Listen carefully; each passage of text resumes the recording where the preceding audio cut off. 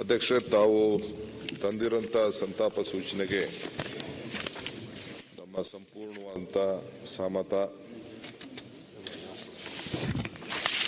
ಕಳೆದ ಡಿಸೆಂಬರ್ 26ನೇ ತಾರೀಕು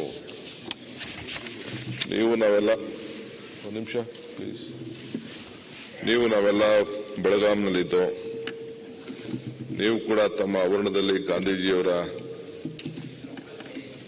ಏನು ಒಂದು ಪುತ್ಥಳಿ ರೆಡಿ ಮಾಡಿದ್ದೀರಿ, ಅದಕ್ಕೆ ಉದ್ಘಾಟನೆ ಮಾಡಬೇಕಾಗಿತ್ತು.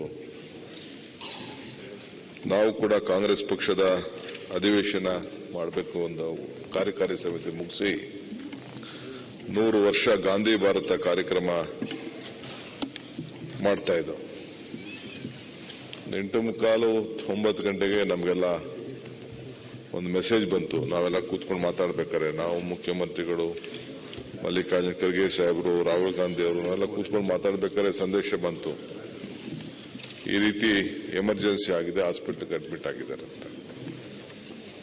ಒಂದು ಬೃಹತ್ ಕಾರ್ಯಕ್ರಮ. ಈ ರಾಜ್ಯಕ್ಕೆ ಗಾಂಧೀಜಿಯವರು ಈ ದೇಶದ ನಾಯಕತ್ವವನ್ನ, ಸ್ವಾತಂತ್ರ್ಯಕ್ಕೆ ನಾಯಕತ್ವವನ್ನ ವಹಿಸಿಕೊಂಡು 100 ವರ್ಷ ಆಗಿತ್ತು. ಅದನ್ನ ಸಂಭ್ರಮದಲ್ಲಿ ನಾವೆಲ್ಲ ಇದ್ದು, ಅವತ್ತು ಇನ್ನಿಲ್ಲ ಅಂತೇಳಿ ನಮಗೆ ಕಾರ್ಯಕ್ರಮ ಬಂತು. ನಾವು ಅದನ್ನ ಬೆಳಗ್ಗೆ ಕಾರ್ಯಕ್ರಮನ ಮುಂದೂಡಿ ಅಲ್ಲೇ ನಾವು ಅದೇ ವೇದಿಕೆಯಲ್ಲಿ ನಾವು ಅವರಿಗೆ ಗೌರವನ ಸಲ್ಲಿಸುವಂತ ಕೆಲಸವನ್ನ ಮಾಡಿ ಇವತ್ತು ಮತ್ತೆ ಇಲ್ಲಿ ಆ ಭಾಗ್ಯ ನಮಗೆ ಸಿಕ್ಕಿದೆ. ಕೆಲವರಿಗೆ ಸತ್ತಾಗ ದುಃಖ ಪಡ್ತಾರೆ. ನನಗೆ ಅವರು ಮಾಡಿದಂತ ಸಾಧನೆ, ಯಾಕೆಂದ್ರೆ ನಮ್ಗೆ ಯಾರಿಗೂ ಪರ್ಮನೆಂಟ್ ಇಲ್ಲ, ನಾವ್ಯಾರೂ ಬದುಕ್ತೀವಿ ಅಂತ ಯಾರಿಗೂ ಇಲ್ಲ. ನಮ್ಗೆ ಈಗ 60ರಿಂದ 100 ವರ್ಷದೊಳಗಡೆ ಯಾವತ್ತು ಬೇಕಾದ್ರೂ ಯಾರ ಜೀವ ಬೇಕಾದ್ರೂ ಹೋಗ್ಬೋದು.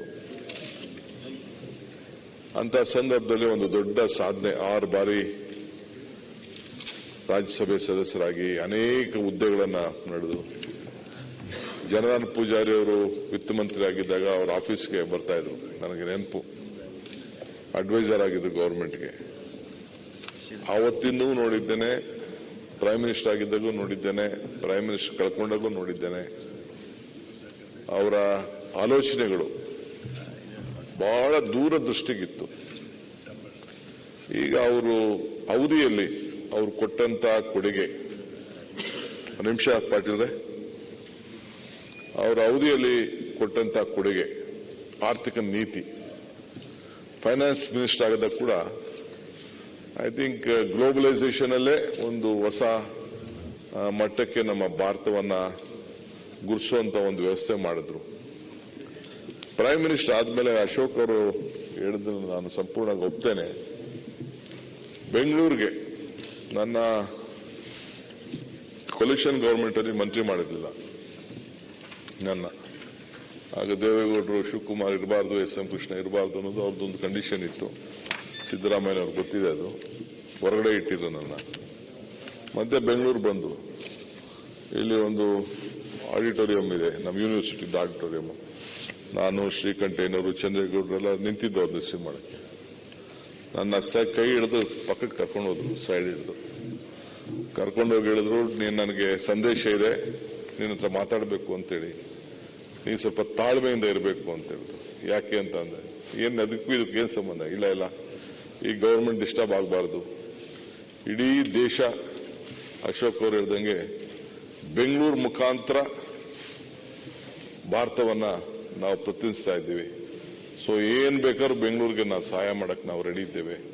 ಸೊ ಇದು ಬಹಳ ಶಾಂತಿಯಿಂದ ಈ ಕೊಲ್ಯೂಷನ್ ಗವರ್ಮೆಂಟ್ ನಡೀಬೇಕು ಅಂತೇಳಿ ನನಗೆ ಕಿವಿ ಮಾತನ್ನ ಹೇಳ್ಬಿಟ್ಟು ಹೋದ್ರು. ಅದಾದ ಮೇಲೆ ಅವರು ಎಲೆಕ್ಟ್ರಾನಿಕ್ ಸಿಟಿ, ಇವತ್ತೇನು ಫ್ಲೈಓವರ್ ಇದೆ ಕೊಟ್ಟವರು ಅವರು, ಏರ್ಪೋರ್ಟ್ಗೆ ಫ್ಲೈಓವರ್ ಕೊಟ್ಟವರು ಅವರು, ನೆಲಮಂಗಲ ಫ್ಲೈಓವರ್ ಕೊಟ್ಟವರು ಅವರು, ಈ ನಮ್ಮ ಕೋಲಾರ ರೋಡ್ಗೆ ಅದಕ್ಕೆ ಮಾಡಿದವರು ಅವರು, ನರಮ್ ಯೋಜನೆ ಅವತ್ತು ಬೆಂಗಳೂರಿಗೆ ಹಣ ಹಾಕ್ಬಿಟ್ಟವರು ಅವರು. ಹಂಗೆ ಬೆಂಗಳೂರು ಬಗ್ಗೆ ಅಪಾರವಾದಂತ ಒಂದು ವಿಶ್ವಾಸವನ್ನು ಇಟ್ಟು ಹೃದಯ ಶ್ರೀಮಂತಿಕೆಯಲ್ಲಿ ಹಣವನ್ನ ಸಹಾಯ ಮಾಡಿದಂತವ್ರು. ಯಾಕೆಂದ್ರೆ ಇಲ್ಲಿ ದುಡ್ಡು ಕೂಡ ಅದೇ ರೀತಿ ಜನರೇಟ್ ಆಗ್ತಿತ್ತು. ಇವತ್ತು ಕೂಡ 39% ಆಫ್ ದಿ ಇದನ್ನು ಏನು ರೆವಿನ್ಯೂ ಭಾರತಕ್ಕೆ ಅನೇಕ ಮುಖಾಂತರ ಎಕ್ಸ್ಪೋರ್ಟ್ಸ್ ರೆವಿನ್ಯೂ ನಮ್ಮ ITBTಲಿ ಇವತ್ತು ಬರ್ತಾ ಇದೆ. ಅದನ್ನೆಲ್ಲ ಬಹಳ ದೂರದೃಷ್ಟಿ ಇಟ್ಕೊಂಡು ನಮಗೆ ಸಹಕಾರ ಕೊಟ್ಟರು. ಮತ್ತೆ ಅಧ್ಯಕ್ಷರೇ, ಅವರ ಅವಧಿಯಲ್ಲಿ ನಾವು ರಾಜಕಾರಣಿಗಳು ನಾವಿದ್ದೀವಿ, ಬೇಕಾದಷ್ಟು ತರ್ತೇವೆ. ಈಗ ಸಿದ್ದರಾಮಯ್ಯನವರು ಕೂಡ ಅವರು ಈ ಪಾಪ್ಯುಲೇಷನ್ ಮೇಲೆ SC/ST ಪಾಪ್ಯುಲೇಷನ್ ಮೇಲೆ ನಮ್ಮ ಬೆಳಗಾಂ ಸೆಷನ್ ಅಲ್ಲಿ ಒಂದು ನಿಗದಿ ಮಾಡೋದು. ಹಂಗೆ ಇವತ್ತು ಆಹಾರ ಬದ್ಧತೆ ಕಾಯ್ದೆ, ಹಸುವಿಗೆ ಯಾರು ಹಸ್ಕೊಂಡು ಇರಬಾರ್ದು ಅಂತೇಳಿ ಒಂದು ಕಾಯ್ದೆ ಮುಖಾಂತರ ಇವತ್ತು ನಮಗೆ ಕೊಟ್ಟಂತ ಶಕ್ತಿ, ಜೊತೆಗೆ ನರೇಗಾ, ಈಗ ನಾವೆಲ್ಲ ಅದಕ್ಕೆ ಬೇಕಾದಷ್ಟು ಪ್ರೊಸೀಡಿಂಗ್ಸ್ ಎಲ್ಲ ಭಾಗಿಯಾಗಿದ್ದೀವಿ, ಅದೆಲ್ಲ ಬೇರೆ ವಿಚಾರ. ಒಂದೊಂದು ಪಂಚಾಯತಿಗೆ 3-4 ಕೋಟಿ 5 ಕೋಟಿ ರೂಪಾಯಿವರೆಗೂ ಖರ್ಚು ಮಾಡ್ಕೊಳ್ಳೋಷ್ಟು ಎಲ್ಲರೂ ಪಂಚಾಯತಿ ಮೆಂಬರ್ಸು ಜನ ಸರಿಯಾದ ರೀತಿಯಲ್ಲಿ ಉಪಯೋಗಿಸ್ಕೊಂಡ್ರೆ ಮಿನಿಮಮ್ 2-5 ಕೋಟಿವರೆಗೂ ಕೂಡ ಅವರು ಉಪಯೋಗಿಸ್ಕೊಳ್ಬಾರ್ದು. ನಾವೆಲ್ಲ ಹಿಂದೆ ಮೆಂಬರ್ ಆಗಿದ್ದಾಗ ನಾವು ನೋಡಿದ್ದೇವೆ, ಒಂದು ಪಂಚಾಯತಿಗೆ 1 ಲಕ್ಷ ಕೂಡ ನಮಗೆ ಸಿಗ್ತಿರ್ಲಿಲ್ಲ. ಜೇಜ್ಪೇಟೆ ಕಾಲಕ್ಕೆ 5 ಲಕ್ಷಕ್ಕೆ ಬಂದು ನಿಂತ್ಕೊಳ್ತು. ಅಂತ ಸಂದರ್ಭ ಎಲ್ಲ ನಾವೆಲ್ಲ ಇದೇ ಮನೆ ಸದಸ್ಯರಾಗಿದ್ದಾಗ ನಮಗೆಲ್ಲ ಅನುಭವ ಇದೆ. ಇವತ್ತು 5 ಕೋಟಿವರೆಗೂ ನರೇಗಾಲಿ, ಜೊತೆಗೆ ವೈಯಕ್ತಿಕವಾಗಿ ಅವನ ಜಮೀನನ್ನ ತಾನೇ ಜಮೀನನ್ನ ಕೂಲಿ ಮಾಡಿಕೊಡೋದಕ್ಕೆ ಅವನಿಗೆ ಹಣವನ್ನು ತೆಗೆದುಕೊಳ್ಳಕ್ಕಂತ ಒಂದು ದೊಡ್ಡ ಶಕ್ತಿ ನರೇಗಾದಲ್ಲಿ ಇದೆ. ಅಂತದೆಲ್ಲ ವ್ಯವಸ್ಥೆಯನ್ನ ಮಾಡಿದ್ರು. ಕನ್ನಡಿಗರ ಮೆಚ್ಚಿನ ನಿಮ್ಮ ನ್ಯೂಸ್ 18 ಕನ್ನಡ ಈಗ ವಾಟ್ಸ್ಆಪ್ನಲ್ಲಿಯೂ ಲಭ್ಯ. ಕರ್ನಾಟಕ ಮತ್ತು ದೇಶ ವಿದೇಶದ 360 ಡಿಗ್ರಿ ಸುದ್ದಿ ವಿವರವನ್ನ ನೀವು ನಿಮ್ಮ ಕೈ ಬೆರಳುಗಳಲ್ಲಿಯೇ ಪಡೆಯೋದಿಕ್ಕೆ ಈ QR ಕೋಡ್ ಅನ್ನು ಸ್ಕ್ಯಾನ್ ಮಾಡಿ. ನಮ್ಮ ಚಾನೆಲ್ ಅನ್ನು ಫಾಲೋ ಮಾಡಿ, ನೋಟಿಫಿಕೇಶನ್ ಆನ್ ಮಾಡಿ.